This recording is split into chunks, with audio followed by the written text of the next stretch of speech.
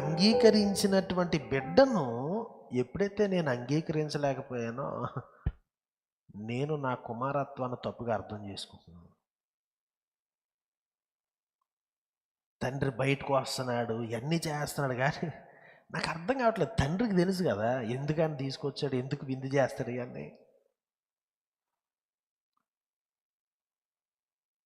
ఈ పరిసయ్యులతో సమస్య అదే. ఇప్పుడు నేను వాళ్ళని అంగీకరించాను, వాళ్ళ ఇంటి దగ్గర భోజనం చేస్తున్నాను, మీరెందుకు బయట నుంచి ఉంటారు?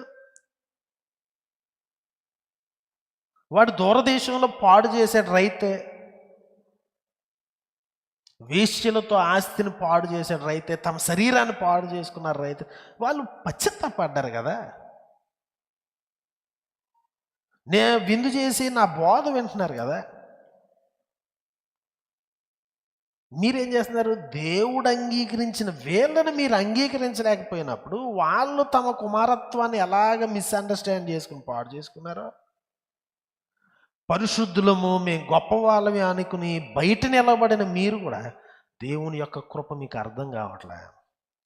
తండ్రి అంగీకరించిన వాణ్ణి అంగీకరిస్తేనే తండ్రి యొక్క విధానాల్లో మనం జీవించినట్లు.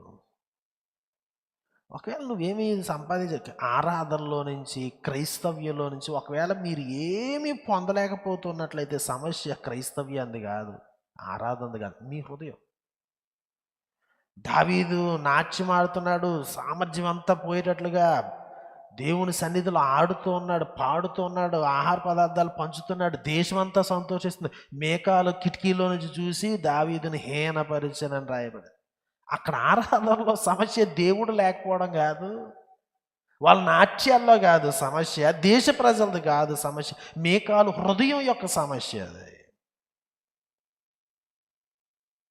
చాలాసార్లు నేను ఇది పొందలేదు, నాకు ఏమి ఆరాధనలో ఏమి ఇది అవ్వలేదు, క్రైస్తవ్యం ఎలా ఉంది అలా ఉంది, సమస్య నీది.